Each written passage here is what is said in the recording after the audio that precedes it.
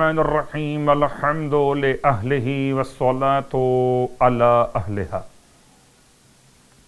اما بعد، ماہ شعبان المعظم، ماہ شعبان المکرم،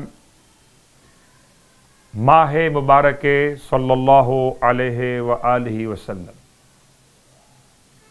آخری عشرے کی راتوں میں عبادت کا بیان اور فضائل ماہ مبارک شعبان۔ نہ زبان میں اتنی طاقت کے مکمل فضائل بیان کر سکے اور نہ ہی علم میں اتنی صلاحیت کہ تمام تر اعمال کے بیان کا احاطہ کر سکے۔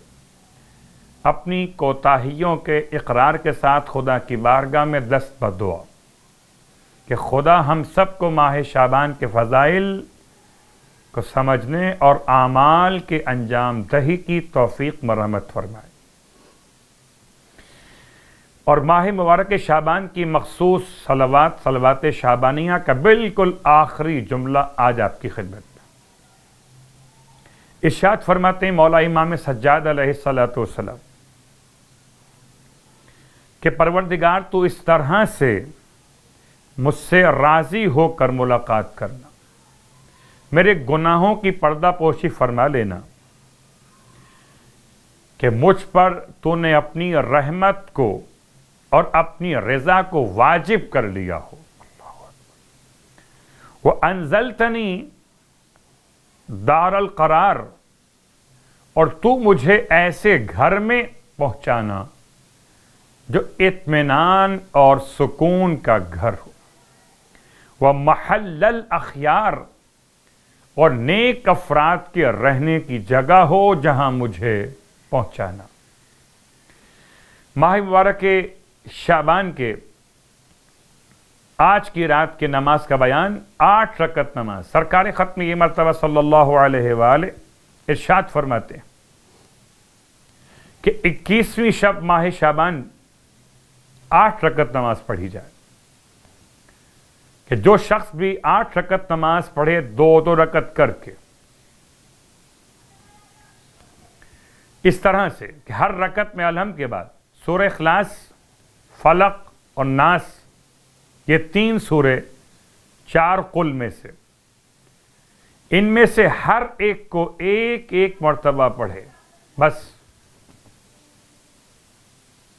یعنی 8 رکعت نماز پڑھنی ہے، 2 رکعت کر کے پڑھنی ہے۔ نماز کی نیت 21ویں ماہ شعبان کی شب کی نماز 2 رکعت، پھر 2 رکعت، تو یہ 8 رکعت نماز قربتاً الی اللہ۔ ہر رکعت میں الحمد کے بعد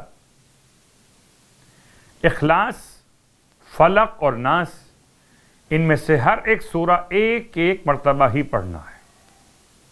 خداوند عالم اس کے ثواب میں عطا فرمائے گا کہ جتنے آسمان کے ستارے ہیں، اللہ اکبر، کتنے ستارے ہیں آسمان کے، گنتی نہیں معلوم، ایک اندازہ کہ بے شمار ستارے، اتنی تعداد میں نیکیاں لکھے گا اس نماز گزار کے لیے، اور اتنی ہی تعداد میں اس کے درجات بلند کرے گا، اور اتنی ہی تعداد میں اس کی برائیوں کو مٹائے گا۔ ماہ شعبان کے